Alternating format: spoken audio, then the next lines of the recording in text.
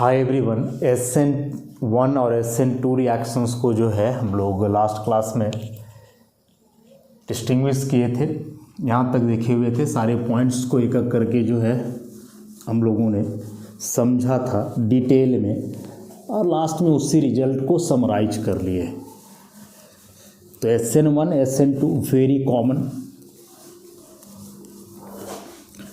अब इसी में एक होता है SNI। इसी में जो है एक रिएक्शन होता है SNI।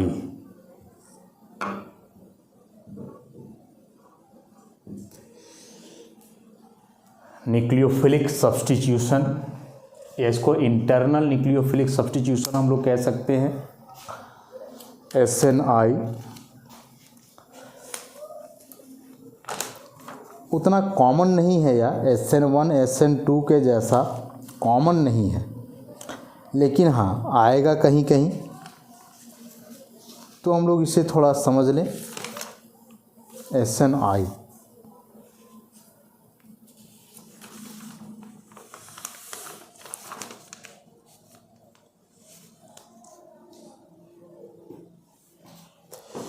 SNI reaction basically observe किया जाता है, एक स्पेशल रिएक्शन है जिसमें अल्कोहल का रिएक्शन करवाया जाता है थायोनाइल क्लोराइड से। Thionyl chloride SOCl2 is thionyl chloride. तो ये RCl plus SO2 plus HCl यह प्रोडक्ट बनता है। और ये कैसे बनता है, इसी को जो है SNI मैकेनिज्म से हम लोग एक्सप्लेन करते हैं। I यहाँ इंटरनल हो गया, इंटरनल न्यूक्लियोफिलिक सब्स्टिट्यूशन। अलग से यहाँ न्यूक्लियोफाइल वगैरह नहीं लेना पड़ता है। ध्यान से देखोगे, रिएक्शन जनरली कोई बेस के प्रेजेंस में होता है। जो बेस करता क्या है, इस मीडियम में जो एसिडिक सब्सटेंस रिलीज हो रहे हैं, चाहे वो SO2 हो चाहे HCl हो, इसे न्यूट्रलाइज करता है। और इस प्रोसेस को जो हम लोग, इस रिएक्शन को डार्जन प्रोसेस कहते हैं। डार्जन process, the process of converting an alcohol into chloroalkane bye reacting with thionyl chloride in the presence of base is called डार्जन process. कैसे होगा रिएक्शन, ध्यान से समझोगे। थायोनाइल क्लोराइड का स्ट्रक्चर ऐसा है। इसमें यदि देखोगे तो सल्फर कहीं ना कहीं इलेक्ट्रॉन डेफिशिएंट सेंटर है। वजह हुआ कि एक तो सल्फर यहाँ डबल बॉन्ड O से जुड़ा हुआ है, ऑक्सो ग्रुप। ऑक्सीजन का इलेक्ट्रोनेगेटिविटी सल्फर से ज़्यादा है, इलेक्ट्रॉन को विड्रॉ करेगा। इधर सल्फर का इलेक्ट्रॉन क्लोरीन भी विड्रॉ करेगा, क्योंकि क्लोरीन का भी इलेक्ट्रोनेगेटिविटी जो होता है वह सल्फर से अधिक होता है। तो सल्फर एक इलेक्ट्रॉन डेफिशिएंट सेंटर के रूप में कंसिडर किया जा सकता है। तो वैसा करने से यदि इसको यहाँ हम लोग शिफ्ट करें तो ये लोन पेयर से यहाँ अटैक करेगा, तो ROH यहाँ जुड़ जाएगा सल्फर, सिंगल बॉन्ड O पे माइनस Cl एक लोन पेयर बच जाएगा, और यहाँ आ जाएगा प्लस। ऐसा। उसके बाद ऑक्सीजन पे प्लस आया तो ये हाइड्रोजन के इलेक्ट्रॉन को यहाँ से लेगा, तो ये, और फिर हाइड्रोजन पे प्लस आएगा तो वो माइनस तो तैयार बैठा है। Cl एक लोन पेयर, यहाँ OH, ऐसा H चला जाएगा, इंट्रामोलिकुलर प्रोटॉन ट्रांसफर। और यहाँ से अब क्या होगा कि यह हाइड्रोजन का बॉन्ड शिफ्ट करेगा इस जगह पे, और एक Cl को होना होगा बाहर, क्योंकि क्लोरीन अभी भी सल्फर के इलेक्ट्रॉन को विड्रॉ करेगा इलेक्ट्रोनेगेटिविटी की वजह से। तो ये हो गया ROS double bond O lone pair, और यहाँ है Cl। ऐसा, इस तरह से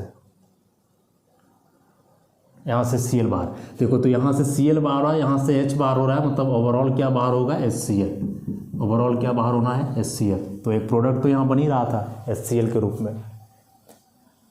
अब जो यह प्रोडक्ट बना है ROS डबल बॉन्ड O और Cl।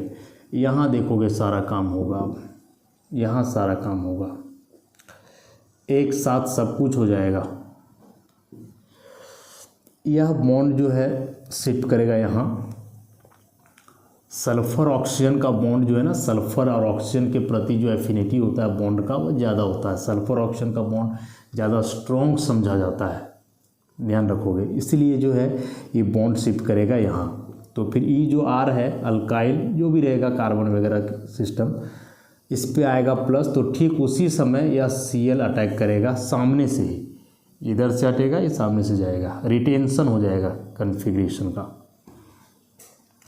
तो ये हो जाएगा RCl और अब यहाँ से बाहर हो जाएगा SO2। ये डबल बॉन्ड O पहले से था, ये बॉन्ड यहाँ शिफ्ट कर गया तो डबल बॉन्ड O यहाँ। पूरे प्रोसेस के दरमियान inversion of configuration, inversion of configuration. अच्छा, तो इसमें अलग से कहीं कोई न्यूक्लियोफाइल लेने का ज़रूरत नहीं पड़ाना, इसीलिए इसे हम कह रहे हैं इंटरनल न्यूक्लियोफिलिक सब्स्टिट्यूशन। इसीलिए जो है इस रिएक्शन को हम क्या कह रहे हैं, इंटरनल न्यूक्लियोफिलिक सब्स्टिट्यूशन, क्योंकि यहाँ बाहर से कोई न्यूक्लियोफाइल लेने का ज़रूरत नहीं पड़ रहा है। This is called SNI mechanism. इस पूरे रिएक्शन में जो है ना 2 बार इन्वर्जन होता है, इसलिए इन्वर्जन होकर के फाइनली रिटेंशन हो जाता है।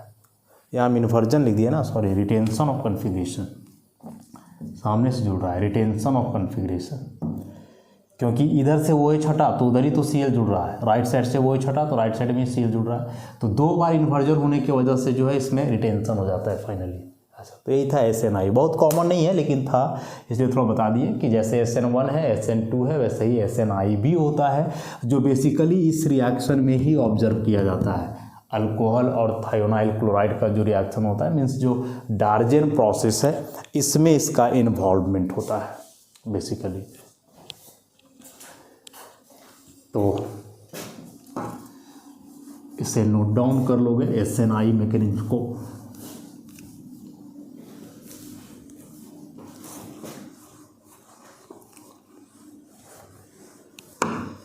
तो यहाँ से यह न्यूक्लियोफिलिक सब्स्टिट्यूशन रिएक्शन जो है ना समाप्त होता है, और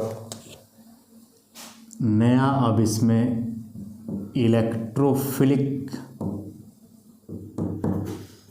सब्स्टिट्यूशन रिएक्शन। जितना बात हम लोग न्यूक्लियोफिलिक के लिए पढ़े, शायद उससे कहीं ज़्यादा इलेक्ट्रोफिलिक सब्स्टिट्यूशन के लिए हमें पढ़ना होगा। तो इलेक्ट्रोफिलिक सब्स्टिट्यूशन रिएक्शन मतलब उस तरह का सब्स्टिट्यूशन रिएक्शन जो किसके द्वारा होगा, इलेक्ट्रोफाइल के द्वारा होगा। Such reactions are brought about by electrophile. Electrophile के द्वारा ऐसे रिएक्शंस होते हैं। Such reactions are brought about by electrophile.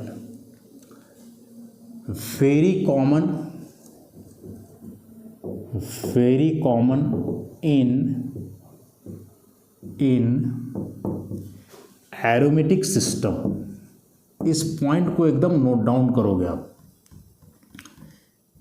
Note करोगे इस पॉइंट को कि जो इलेक्ट्रोफिलिक सब्स्टिट्यूशन रिएक्शंस होते हैं ना, वह मुख्य रूप से एरोमेटिक कंपाउंड में होते हैं, और एरोमेटिक कंपाउंड में जिससे सबसे ज़्यादा हम लोग फैमिलियर हैं वह कंपाउंड है benzene. But it is not limited to only benzene, all the aromatic compounds undergo electrophilic substitution reaction. जितने भी एरोमेटिक कंपाउंड्स हैं बेंजीन के अलावे, आप बेंजेनॉइड में देखोगे तो नैप्थलीन, एंथ्रासीन, फिनांथरीन, या हेट्रोसाइक्लिक में जाओगे तो पायरोल, पिरिडीन,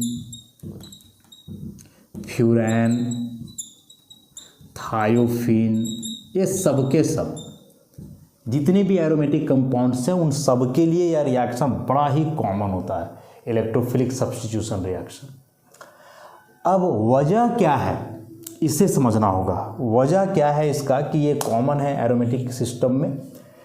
तो पीछे बताए थे कि जितने भी एरोमेटिक सिस्टम होते हैं ना, ये सारे सिस्टम इलेक्ट्रॉन रिच कंसिडर किए जाते हैं। जितने भी एरोमेटिक सिस्टम है, these all are considered as electron rich system. अब बोलोगे कि इन्हीं को क्यों, आखिर जो नॉर्मल अल्कीन है, जैसे इथीन हम ले लें, तो यह इथीन भी तो इलेक्ट्रॉन रिच सिस्टम है। और इसी का कंपैरिजन आप बेंजीन से कर रहे हो, तो बेंजीन में भी वही बात है, इलेक्ट्रॉन रिच ये भी है। इसमें भी कार्बन कार्बन के बीच पाई बॉन्ड है, और यहाँ भी कार्बन कार्बन के बीच पाई बॉन्ड है, और इस पाई बॉन्ड के वजह से जो है ये दोनों सिस्टम क्या हो गए, इलेक्ट्रॉन रिच। लेकिन हम कह रहे हैं कि इलेक्ट्रोफिलिक सब्स्टिट्यूशन रिएक्शन जो है, शॉर्ट में ESR हम लोग लिखते हैं, इलेक्ट्रोफिलिक सब्स्टिट्यूशन रिएक्शन, जैसे न्यूक्लियोफिलिक सब्स्टिट्यूशन रिएक्शन को NSR वैसे। तो यह इलेक्ट्रोफिलिक सब्स्टिट्यूशन रिएक्शन इसमें नहीं होगा, इसमें होगा। तो इसमें क्या होता है, तो देखे हुए हम लोग पहले, इसमें इलेक्ट्रोफिलिक एडिशन रिएक्शन होता है, लेकिन वो इसमें बड़ा रेयर है, ये इसमें बड़ा रेयर है, होता है हल्का फुल्का रेयर है। तो इसके लिए ज़्यादा कॉमन है सब्स्टिट्यूशन, इसके लिए ज़्यादा कॉमन है एडिशन। तो अब बताओ जरा यहाँ कि आखिर इसमें क्यों इलेक्ट्रोफिलिक सब्स्टिट्यूशन नहीं होता है, इलेक्ट्रोफिलिक एडिशन क्यों होता है, और यहाँ इलेक्ट्रोफिलिक एडिशन क्यों नहीं होता है, सब्स्टिट्यूशन क्यों होता है। सिंपल सा सवाल है, क्योंकि जब तक इसे नहीं समझोगे आगे हम लोग नहीं बढ़ सकते हैं इस बात को लेकर के। सबसे पहला चीज़ तो यही जानना है यहाँ। तो देखो बड़ा आसान सा वजह है कि इसमें यदि हम इलेक्ट्रोफिलिक सब्स्टिट्यूशन करवाते हैं तो होगा क्या, क्या होगा, कोई एक हाइड्रोजन रिप्लेस करेगा, सपोज यहाँ का हाइड्रोजन रिप्लेस कर दें और यहाँ कोई इलेक्ट्रोफाइल हम जोड़ दें, कुछ भी जो इलेक्ट्रोफाइल है, सपोज X एक इलेक्ट्रोफाइल जोड़ दिए हो। इसी में जब हम एडिशन करवाएंगे X2 से, तो फिर यहाँ ऐसा बनेगा CH2X CH2X। सेम काम यहाँ करते हैं, यहाँ हम लोग जान रहे हैं कि प्रत्येक कार्बन में एक हाइड्रोजन है, बेंजीन रिंग का प्रत्येक कार्बन में एक हाइड्रोजन है, जानते हैं इस बात को हम लोग अच्छी तरीके से। ऐसे तो यहाँ यदि हम सब्स्टिट्यूशन करवाएं तो कोई एक हाइड्रोजन हट करके वहाँ X जाके जुड़ेगा, मान लो यहाँ X जुड़ गया, कोई एक हाइड्रोजन रिप्लेस कर गया, इलेक्ट्रोफिलिक सब्स्टिट्यूशन रिएक्शन हुआ। लेकिन इसी में यदि हम एडिशन करें X2 के साथ ऐसे, तो एडिशन करने से कोई एक पाई बॉन्ड ख़त्म होगा और ये X इलेक्ट्रोफिलिक एडिशन रिएक्शन। क्या फ़र्क है बताओ, इलेक्ट्रोफिलिक सब्स्टिट्यूशन इलेक्ट्रोफिलिक एडिशन में तुम अंतर क्या देख पा रहे हो। तो अंतर जो हमें दिख रहा है कि यह सिस्टम शुरू में है एरोमेटिक, और हम लोग जानते हैं कि एरोमेटिक सिस्टम वाले हाईली अस्टेबल होते हैं, वे हाईली अस्टेबल होते हैं। तो यह एरोमेटिक सिस्टम है, हाईली अस्टेबल है, रिएक्टिविटी वैसे भी इसका नहीं होगा, बड़ा खुशामद करना पड़ता है बेंजीन को रिएक्शन करवाने के लिए, क्योंकि पहले से अस्टेबल है, एरोमेटिक सिस्टम है, तो नहीं चाहता है कि उतना लफड़ा हम रखें। लेकिन हम लोग लफड़ा करवाते हैं, क्यों, क्योंकि जब इसका इलेक्ट्रोफिलिक सब्स्टिट्यूशन रिएक्शन करवाएंगे तो इसका एरोमेटिसिटी बिगड़ेगा नहीं। जैसे इसके अंदर यहाँ तुम 6 पाई सिस्टम देख रहे हो, 6 पाई इलेक्ट्रॉन, सब्स्टिट्यूशन के बाद भी 6 पाई इलेक्ट्रॉन है, अभी भी यह सिस्टम एरोमेटिक है, मतलब अभी भी इसका स्टेबिलिटी मेंटेन है। डरता है बेंजीन कि कहीं हम रिएक्शन करें और मेरा एरोमेटिसिटी ख़त्म ना हो जाए, कहीं मेरा स्टेबिलिटी बिगड़ ना जाए, तो वह डर इसका हम लोग दूर कर देते हैं कि भाई सब्स्टिट्यूशन रिएक्शन करवाएंगे तुम्हारा, तो पहले से तुम जैसे हो बाद में भी वैसे ही रहोगे, कोई फ़र्क नहीं पड़ेगा तुम्हारी स्टेबिलिटी पे। लेकिन यहाँ तो बड़ा मुश्किल हो जाएगा इसके लिए, क्योंकि यहाँ जब हमने एडिशन करवाया तो अब यहाँ एक पाई बॉन्ड को तो ख़त्म ही कर दिया, अब बचा 4 पाई, और 4 पाई वाले एरोमेटिक कहाँ होते हैं, नहीं होते हैं। अब यह सिस्टम एरोमेटिक नहीं रहा और इसका स्टेबिलिटी काफ़ी कम हो गया, लेस स्टेबल। तो इस डर के वजह से जो है बेंजीन नहीं करना चाह रहा था रिएक्शन। तो यहाँ हुआ क्योंकि बेंजीन रिंग के स्टेबिलिटी पे फ़र्क नहीं पड़ा, वह सिस्टम पहले भी एरोमेटिक स्टेबल था, बाद में भी एरोमेटिक और स्टेबल रहा, नहीं फ़र्क पड़ा।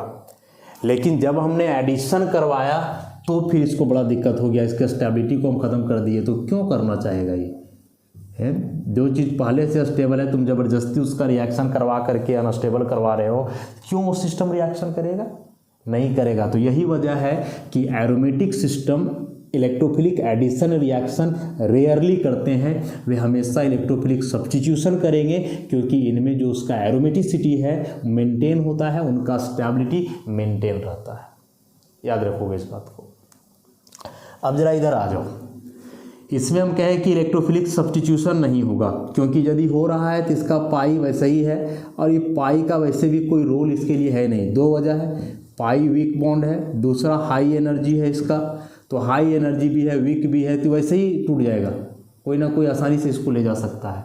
तो इससे बेहतर है कि तोड़ ही दे ना, एडिशन रिएक्शन करके पाई को हटा ही दे, वो पाई को बदल दे सिग्मा में, क्योंकि यहाँ इसके पाई का क्या ही मतलब है, यहाँ पाई का मतलब था एरोमेटिसिटी के लिए, यहाँ इस पाई का क्या मतलब है, कुछ नहीं है, बस इस सिस्टम के एनर्जी को केवल बढ़ा करके रखेगा। इसलिए यदि पाई सिग्मा में बदल जाता है तो एनर्जी सिस्टम का घटेगा और स्टेबिलिटी बढ़ेगा। तो यहाँ एडिशन होने से स्टेबिलिटी बढ़ रहा है और वहाँ सब्स्टिट्यूशन होने से स्टेबिलिटी मेंटेन रह रहा है, इसलिए इस केस में सब्स्टिट्यूशन होगा और इस केस में क्या होगा, एडिशन होगा। तो यदि पाई सिस्टम है और ओपेन है, एलिफेटिक है, एलिफेटिक पाई सिस्टम, अल्कीन अल्काइन वगैरह जिसमें कार्बन कार्बन के बीच डबल या ट्रिपल बॉन्ड हो, तो वैसे सिस्टम इलेक्ट्रोफिलिक एडिशन रिएक्शन को प्रमोट करते हैं, क्योंकि वैसा होने से उनमें पाई बॉन्ड सिग्मा में कन्वर्ट होता है, सिस्टम का जो है एनर्जी लॉस होता है पाई जब सिग्मा में बदलता है तो, और इसके वजह से उसका स्टेबिलिटी थोड़ा इन्हांस करता है, बढ़ता है। लेकिन यदि एरोमेटिक है तो फिर वहाँ substitution is very common, addition बड़ा रेयर है, यहाँ भी स्टेबिलिटी का ही फैक्टर है। तो ये बातें हैं जो आपको नहीं मिलेंगी, ना कोई बुक में ना कोई बताएगा, इसीलिए इन पॉइंट्स को आप नोट करोगे कि अल्कीन अल्काइन में इलेक्ट्रोफिलिक सब्स्टिट्यूशन क्यों नहीं, या होता भी है तो बड़ा रेयर है, कॉमन नहीं है। हम लोग उन रिएक्शंस को देखेंगे ना जो ज़्यादा कॉमन है, ऐसा तो वजह यही था। तो इस पॉइंट को नोट करेंगे हम लोग, very common in aromatic system, वजह हमने एक्सप्लेन करा। कोई भी एरोमेटिक सिस्टम के लिए काफ़ी कॉमन होगा, लेकिन यह ज़्यादा इम्पॉर्टेंट है किसके लिए, एरोमेटिक सिस्टम में बेंजीन के लिए, क्योंकि बेंजीन से हम लोग ज़्यादा फैमिलियर है अभी इंटरमीडिएट लेवल में। आगे आप पढ़ोगे तो वहाँ पायरोल भी पढ़ोगे, वहाँ पेरिडीन भी पढ़ोगे, थायोफिन भी पढ़ोगे, फ्यूरैन भी पढ़ोगे, और भी है, इंडोल है, क्विनोलाइन है, आइसोक्विनोलाइन है, एंथ्रासिन है, फिनान्थेलिन है, नेप्थेलिन है, सबके बारे में पढ़ोगे आगे। अभी ज़्यादा हम लोग बेंजीन का चर्चा करने वाले हैं। तो electrophilic substitution reactions in benzene. Benzene का इतिहास पता है हमें पहले से, यह एक 6 पाई एरोमेटिक सिस्टम है जो कि हाईली स्टेबल है। बड़ा मुश्किल होता है इसके लिए रिएक्शन कर पाना। प्रत्येक कार्बन में एक हाइड्रोजन है, प्रत्येक कार्बन में जो है वह एकक हाइड्रोजन है। फार्मूला जान रहे हैं हम लोग, C6H6। अब जब भी यह एरोमेटिक सिस्टम किसी इलेक्ट्रोफाइल से इंटरैक्ट करेगा तो कैसे करेगा, E+ यहाँ हम इलेक्ट्रोफाइल कंसिडर कर रहे हैं। इलेक्ट्रोफाइल कैसे इंटरैक्ट करेगा, या किसी भी सिस्टम से यदि ऐसे इंटरैक्शन होता है इसका कोई इलेक्ट्रोफाइल से तो कैसे होगा। तो इलेक्ट्रोफाइल मतलब कि इलेक्ट्रॉन चाहिए उसे, और बेंजीन रिंग में इलेक्ट्रॉन एक्सेस दिखाते हैं हम लोग पाई के वजह से। अभी पाई तो बहुत सारा है जी, 3 पाई बॉन्ड है इन 2 कार्बन के बीच, यहाँ भी है इन 2 कार्बन के बीच, यहाँ भी है इन दोनों कार्बन के बीच, बहुत सारे पाई इलेक्ट्रॉन्स है, 6 पाई इलेक्ट्रॉन है, 3 पाई बॉन्ड्स है इसके अंदर। तो कौन सा पाई जाएगा, तो झंझट का बात है ना, क्योंकि सारे तो एक ही जैसे हैं। तो क्या करते थे, याद करो कि इसी सिस्टम को जो है रेजोनेंस के वजह से हम लोग ऐसा दिखाते थे ना, बेंजीन को बीच में सर्कल करके, याद करो ऐसा। तो हम लोग क्या करते हैं अभी कि किसी भी पाई से डायरेक्टली ना जोड़ करके डायरेक्ट इसको दिखा देते हैं डीलोकलाइजेशन वाले इलेक्ट्रॉन से, ऐसा, और इस तरह से इसे हम दिखा देंगे, ऐसे दिखा देंगे। अब चूंकि पाई इलेक्ट्रॉन के साथ इसका इंटरैक्शन हो रहा है अभी ना, तो इस सिस्टम को हम कहेंगे पाई कॉम्प्लेक्स। पाई कॉम्प्लेक्स कहेंगे इसे, क्योंकि पाई के साथ इसका इंटरैक्शन अभी हो रहा है।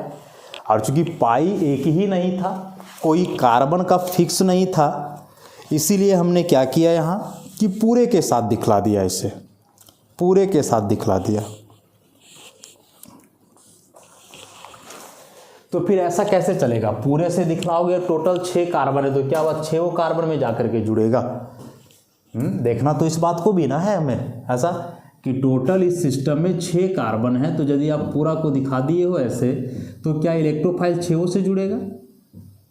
क्योंकि हम लोग जानते हैं इस बात को कि यहाँ जो 6 पाई हो किसी कार्बन का फिक्स नहीं है, 6 कार्बन के लिए ये पाई इलेक्ट्रॉन्स हैं, डिलोकलाइज्ड हैं ये पाई इलेक्ट्रॉन्स, हर एक कार्बन के लिए है। तो इलेक्ट्रोफाइल को यदि जोड़ेगा तो हर एक कार्बन अपने में जोड़ना चाहेगा, ये भी चाहेगा कि हम में जुड़ जाता, ये भी चाहेगा कि हमने जुड़ जाता, सब चाहेगा कि हम में जुड़ जाता। इसलिए हम लोग पहले तो वैसे दिखाएंगे इसको, पाई कॉम्प्लेक्स, सबको जोड़ करके संतुष्ट करवा देंगे ऐसा। लेकिन ऐसे करने से होगा नहीं ना, किसी ना किसी एक में ही जोड़ना होगा इसे।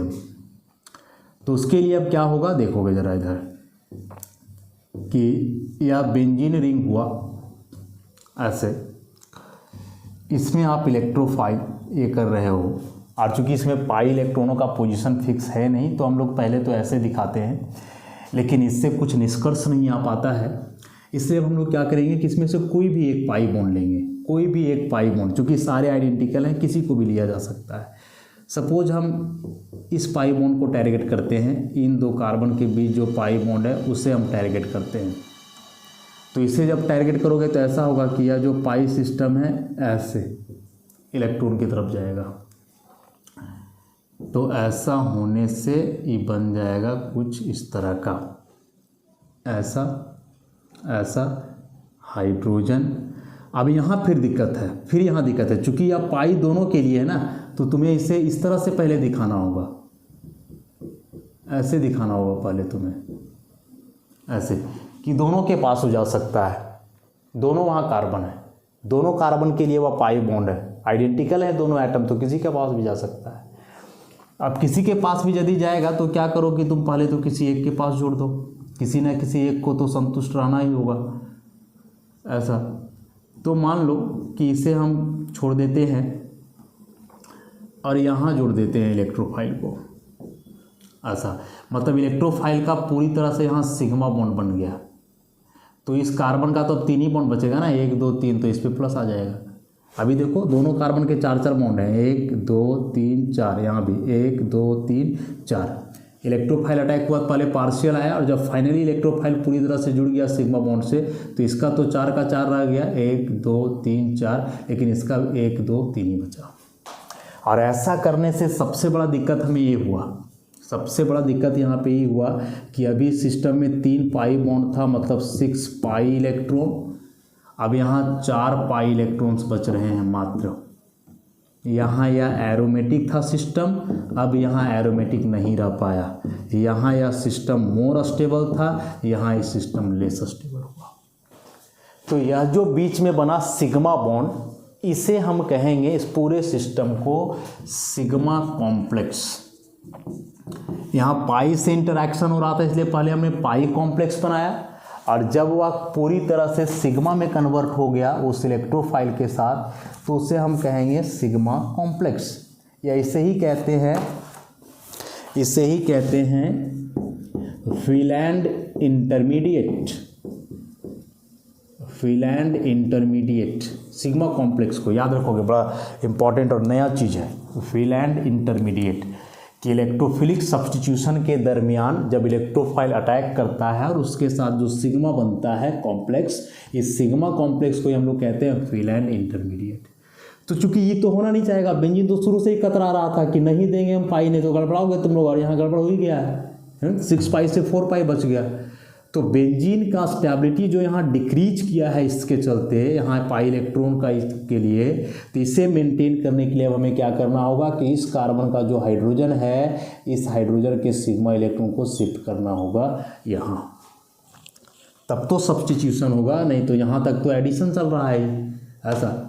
तो अभी हो जाएगा कुछ इस तरह का। ऐसा ऐसा, और इस बॉन्ड को उठा के यहाँ कर दिए तो यहाँ भी एक बॉन्ड H, और यहाँ या इलेक्ट्रोफाइल, और फिर ये वाला H यहाँ से बाहर हो गया H+ के रूप में। होना ही था, चूंकि यह सब्स्टिट्यूशन है, तो यदि आप कहीं जोड़ रहे हो इलेक्ट्रोफाइल को तो उस कार्बन पे जो पहले से हाइड्रोजन उसे तो हटना ही होगा ना, तभी तो यह सब्स्टिट्यूशन कहलाएगा। समझ रहे हो बात को? तो कोई एक हाइड्रोजन रिप्लेस करेगा और तब उस हाइड्रोजन का रिप्लेसमेंट के बदले जो है इलेक्ट्रोफाइल वहाँ जुड़ेगा या इलेक्ट्रोफाइल वहाँ जुड़ा रहेगा। तो एक बेसिक सा थ्योरी, बेसिक सा मैकेनिज्म जो है इलेक्ट्रोफिलिक सब्स्टिट्यूशन का यही हुआ कि पहले इसमें इलेक्ट्रोफाइल ऐड हुआ, एडिशन हुआ, पहले एडिशन हुआ, देन यहाँ से हाइड्रोजन हटा, एलिमिनेशन हुआ। तो इसे हम लोग एडिशन एलिमिनेशन मैकेनिज्म कहते हैं, एडिशन एलिमिनेशन मैकेनिज्म के नाम से जानते हैं। और बाकी डिटेल में जो है इसी चीज़ को थोड़ा सा रिकैप करके चलेंगे नेक्स्ट लेक्चर में। हम बहुत कुछ इसमें है कहना और समझना, तो उसे नेक्स्ट लेक्चर में करेंगे। आज के लिए इतना ही, धन्यवाद।